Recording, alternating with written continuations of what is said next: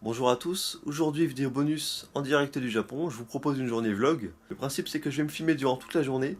Je vais vous montrer un petit peu l'inverse du décor d'Ichiman Japan et puis ma vie quotidienne ici au Japon. Je vous avoue qu'habituellement je suis pas fan des vlogs, mais il y a deux chaînes YouTube qui m'ont donné envie de faire ça. C'est d'abord la chaîne de Laurent Cassia, donc je mets une petite photo beau gosse de lui ici. Il a fait pas mal de vlogs partout en Asie, et notamment 2 semaines à Tokyo cette année. Et il y a aussi Fran et Laura, les deux petites douceurs, je mets leurs photos ici, qui font des vlogs sur le Japon, puisqu'elles habitent ici au Japon. Donc bon, on va commencer tout de suite, là je viens de me réveiller. Je suis chez une famille japonaise, alors en fait c'est un couple de mariés.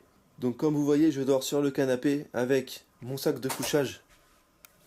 Hashtag gros squatter, là ça fait vraiment gros squatter parce qu'il y a le canapé et ensuite je me fous dans un sac de couchage et puis je dors. Alors je vais vous montrer un petit peu la maison, à quoi ça ressemble. Voilà, cuisine.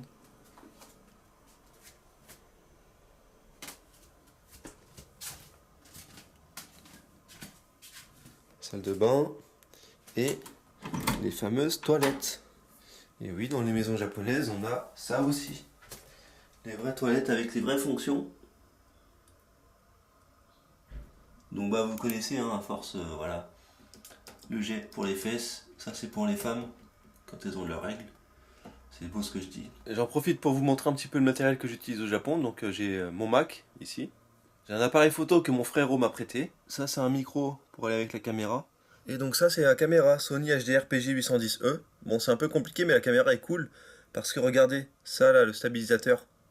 En fait ça bouge. Si je bouge, il bouge aussi avec la caméra. Et ça permet une stabilisation optimale, c'est vraiment cool. Et donc j'ai une poignée pour tenir ici. Et enfin j'ai un mini trépied.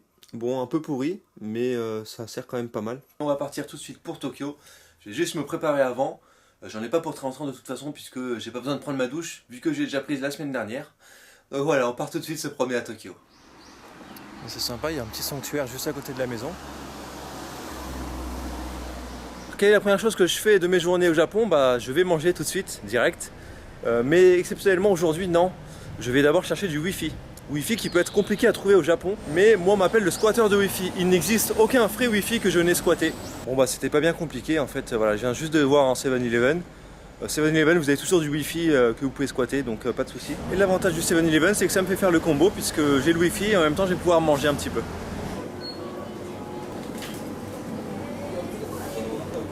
Et donc là je vais vous montrer ce que j'ai acheté, c'est la même chose que ce que fait déjà Lucas TV sur sa chaîne YouTube, je mets sa photo ici. Sauf que nous c'est mieux puisque c'est depuis le Japon directement. Oui ça fait genre le mec qui arrête pas de présenter plein de chaînes YouTube, plein de copains. Mais c'est une vidéo bonus donc c'est pour ça que je peux me le permettre. Donc on fait croquer les poteaux. Au niveau de la boisson, du Pocari Sweat. Alors c'est pas forcément ma boisson préférée mais c'est pas mal du tout, j'aime beaucoup, c'est une boisson de sportif. Ensuite le matin ce que j'aime beaucoup prendre c'est les petits melons de panne comme ça sous forme de stick. C'est un peu mieux, c'est au chocolat, c'est un peu mieux que les gros melons de panne, moi j'aime bien. Et enfin, dernière douceur, les Topo. Ça c'est peut-être ma douceur préférée, j'aime beaucoup. Donc c'est un peu comme des Mikado, mais à l'inverse en fait. Le chocolat est à l'intérieur et c'est excellent. Voilà, on est à Shibuya, c'est un endroit que j'aime beaucoup, mais bon après c'est du vu et revu, hein, on l'a vu tellement de fois. On va faire un petit tour en vitesse. Voilà, c'est Hachiko, tout le monde connaît, hein, un des principaux points de rendez-vous de Tokyo. Est-ce que vous connaissez le deuxième point de rendez-vous de Shibuya qui se situe à l'opposé d'Hachiko? C'est beaucoup moins connu. Voilà, donc comme vous pouvez voir, on vous donne toutes sortes de choses dans la rue. Là, pour le coup, j'ai des mouchoirs. On va prendre une des rues principales, la Basket Dori. C'est une rue très animée que j'aime bien. Voilà, ici un Mangakisa en plein cœur de Shibuya. Donc si un jour vous êtes dans le pétrin, que vous n'avez pas d'endroit où dormir, bah, vous pouvez aller là. Vous avez internet, les boissons à volonté, vous avez tout ce que vous voulez. C'est pas le confort absolu, mais ça dépanne bien. Pour ceux qui aiment le curry comme moi, et bah, ça c'est un très bon restaurant. Alors un très bon restaurant, je pèse mes mots parce que c'est pas non plus un truc de fou, c'est une chaîne de restaurants, mais pour ceux qui aiment le curry, bah, c'est bien. Il y a plein de sortes de curry. Et si vous voulez faire le combo ultime, bah, en fait c'est juste à côté du Mangakisa. Donc vous pouvez aller dormir dans le Mangakisa et aller bouffer ensuite du curry. Voilà, vous voyez, il y en a partout, je vous disais tout à l'heure, à même pas 2 minutes là, un autre Mangakisa. Pour le coup, lui, il est juste à côté d'un Game Center, donc là, vous pouvez faire un combo otaku de fou. Un Mangakisa plus Game Center. Alors là, on est dans une rue que j'apprécie beaucoup, j'aime beaucoup ici, ça s'appelle le Center Guy. Et ça me rappelle plein de souvenirs, bah, en fait, dans l'épisode 2, saison 2, quand je vais jouer au ping-pong, là, avec Ako, bah, en fait, on est ici, on est dans cette rue-là. On va manger des crêpes ici, là, le pirate crêpe, c'est celui-là. Et d'ailleurs, je vais en profiter pour vous montrer où est ce bar ping-pong, ce fameux bar ping-pong. Il y en a plusieurs qui m'ont demandé. Voilà, c'est juste là, en fait, vous voyez, le pirate crêpe, il est là. Et donc il suffit de continuer un tout petit peu, et il faut rentrer là. Alors on voit pas ce que c'est au début, mais vous rentrez. Là il y a marqué voilà, Ping Bar. Et pour les otakus, juste en face du bar Ping, il y a Mandarake, c'est une boutique très connue. Là vous avez le book-off. Alors ça c'est très cool pour faire des cadeaux, pour acheter des trucs parce que c'est que des objets d'occasion. Vous pouvez trouver par exemple des mangas à même pas 1 euro, des trucs comme ça. Voilà, donc Shibuya c'est cool, j'ai bien baladé ici quand j'ai du temps libre. Mais pour manger, le mieux c'est d'aller à Ebisu. Donc je vous emmène là-bas. Voilà, on est à Ebisu, à seulement une station de Shibuya avec la ligne Yamanote. Donc là on va aller manger. Alors je déconseille très fortement ce KFC qui est le plus dégueulasse que j'ai jamais mangé de toute ma vie. Donc voilà, si vous voulez pas tomber malade, évitez d'aller là. Rappelez-moi qui a dit que c'était cher de manger au Japon. Ramenez-le ici, celui qui a dit ça, que je lui fasse bouffer des udon là. Parce que là, pour moins de 2 euros, on arrive à bien manger. Alors je sais, j'arrête pas de parler de bouffe, mais si jamais vous voulez manger un burger, il faut aller à Freshness Burger. C'est la meilleure chaîne de restaurants fast-food au Japon. Et en plus, ces burgers, ils sont assez bons pour la santé. Niveau fast-food, il y a aussi Moss Burger qui est excellent. C'est moins bon que Freshness Burger, je trouve, mais c'est pas mal du tout. Et donc je me tâche justement à vous faire un épisode, le rallye de la malbouffe, faire tous les fast-food qu'on peut trouver ici au Japon. Mais bon, on verra. N'hésitez pas à me dire si ça vous intéresse, mais bon, je vais prendre 10 kilos d'un coup. Alors on dit souvent que les Japonais bossent dur. Bah là vous en avez la preuve juste en face de moi. Lui c'est vraiment un gros bosseur.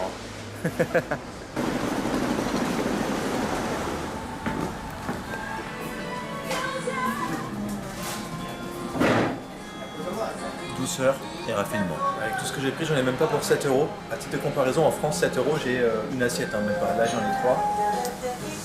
Voilà, par contre trop de gyoza dessus, le gyoza là ne sont pas très bien, donc je vais devoir manger autre chose histoire de passer un peu l'arrière-goût que j'ai. Le petit détail marrant, c'est que quand vous sortez, ils vous donnent des petits bonbons à la menthe.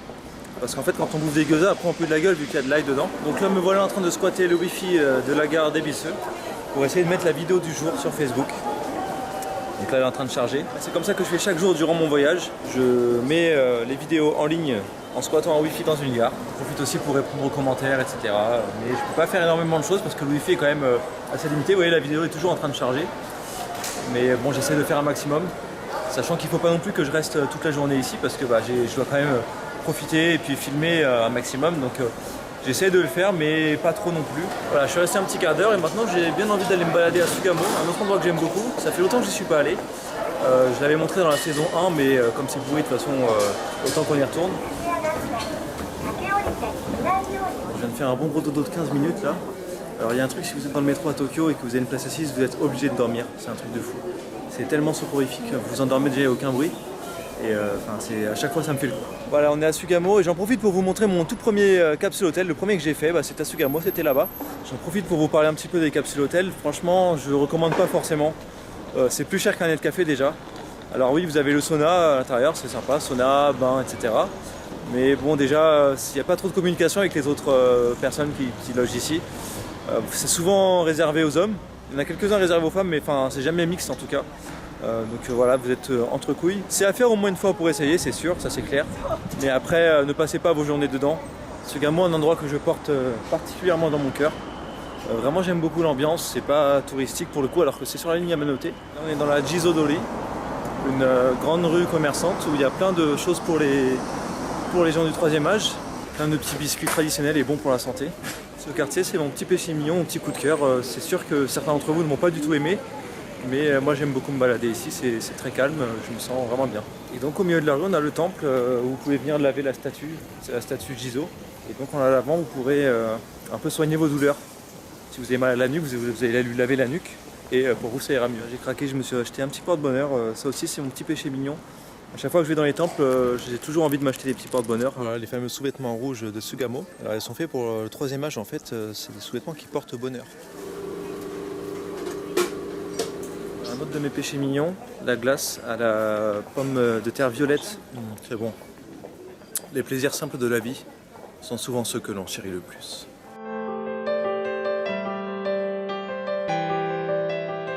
Et dès que je passe devant un 7-Eleven, j'en profite pour regarder un petit peu ce qui se passe sur Facebook et Twitter. Comme ça, vous m'accompagnez en fait durant toute la journée. Dès que je croise un 7-Eleven, voilà. Konnichiwa. Oh, Anthony? Oh. Arigatou gozaimasu. J'ai été invité chez un petit marchand, voilà, un petit couple de papy-mamie.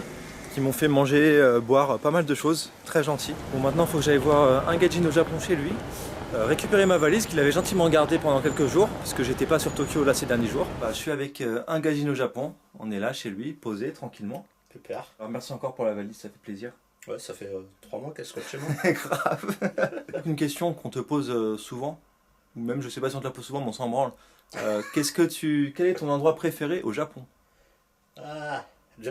C'est difficile à choisir, mais je dirais que j'aime bien la préfecture de Gifu. J'aime bien parce que c'est assez ancien, c'est perdu dans les montagnes, t'as pas mal de petites rues d'époque Edo et tout, c'est assez sympa. Et ceux qui cherchent à voyager hors des sentiers battus, je pense que c'est pas mal la préfecture de Gifu. D'accord. Et à Tokyo? Tokyo, toujours dans l'ancien Yanaka. Donc Yanaka, cimetière de Yanaka, Yanaka Ginza, enfin pas mal par là-bas. Dernière chose, est-ce que je peux aller faire caca? J'ai envie de faire caca. T'as du PQ? Pourquoi t'en as pas? Bah non. Non, sérieux? Bah non. Mais attends, est-ce que tes toilettes elles font le truc là qui... Washlet? Ouais, tu l'as? Sérieux? T'as cru que j'habitais où là? Mais attends, j'ai une idée, je sais. Regardez. J'ai bien fait de le prendre tout à l'heure. J'ai filmé tout à l'heure, vous avez vu, bah regardez les petits mouchoirs là. Comme quoi il faut bien prendre ce qu'on vous donne dans la rue parce que ça peut toujours servir. Comme vous pouvez le remarquer, j'ai changé mes habits. Parce que bah, ça fait 3 jours que je mettais les mêmes et les autres étaient dans ma valise. Et donc j'ai rendez-vous dans 30 minutes avec la famille qui m'héberge. Donc on va se dépêcher un petit peu. Ça c'est la valise que j'utilise. Je l'avais acheté au Japon l'année dernière. Une promo spéciale, c'était 5000 yens, donc c'est même pas 40 €. C'était une super promo parce que la valise est vraiment énorme. Les amis que je dois rejoindre, ils sont à un concert je crois. Au Blue Mood, Live House. Je connais pas mais bon on va voir.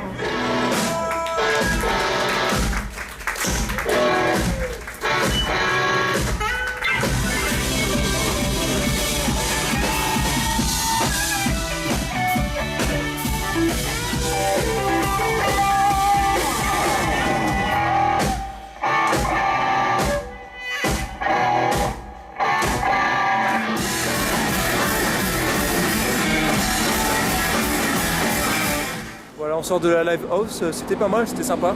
Là on va aller à Don Quijote, c'est une boutique qui est très sympa, qui vous pouvez vraiment trouver de tout et pour faire des cadeaux il n'y a pas mieux. Entre parenthèses, c'est là que j'achète mes préservatifs Ken le survivant parce qu'ils sont moins chers que dans les autres boutiques comme Condomania. C'est là que j'achète aussi des Tenga, mais je vous rassure c'est un magasin normal, vous pouvez tout trouver n'importe où de ce genre de boutique, dans toutes les villes. Et c'est très pratique, c'est ouvert 24 h sur 24. Voilà, c'est ça qu'on veut voir, c'est ça qu'on veut ici. Voilà. Nani sore? Pocket Tenga? Doko tsukau sore? Et ça c'est juste en face des poupées souvenirs. 日本人はセックスをあんまりしないから天下みたいなものが進化したんじゃないの？時々ラブゼリーいっぱいでしょ？そうね。いつも忙しいでしょ？そうね。だから確かにセックスでしょ？確かに。 Alors les petits dessous, je vous montre un petit peu comment je fais dire des mots japonais à ceux qui sont avec moi.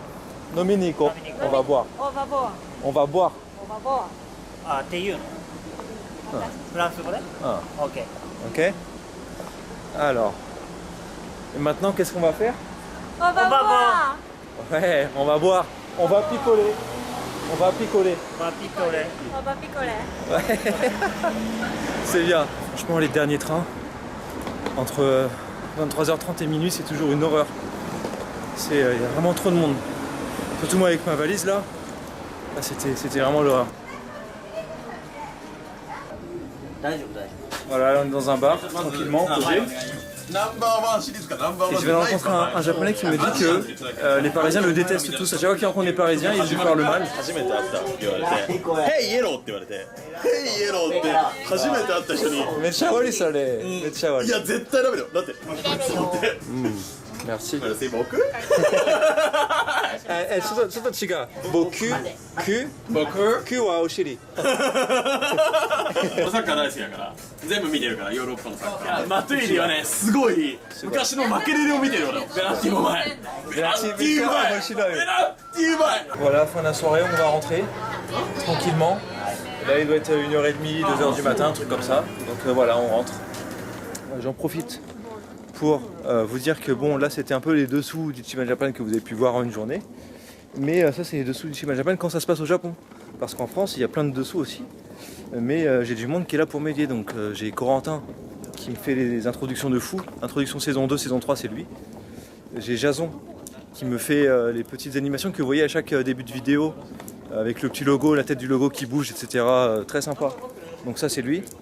Il y a Dreamy aussi qui a fait les dessins de landing qui sont vraiment ultra méga bien. Et après il y a Pandrez, bah, vous connaissez, hein, qui fait toutes les musiques de malade.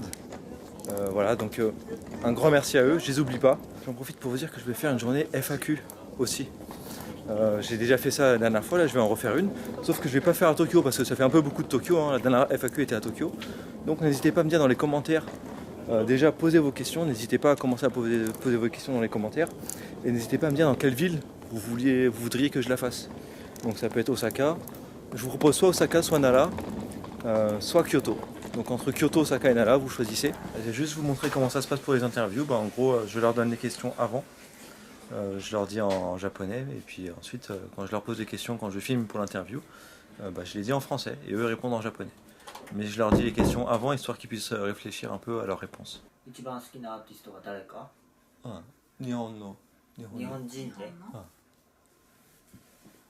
Voilà, donc il est un peu plus d'1h30, ça va être l'heure de dodo. Donc un grand merci à tous.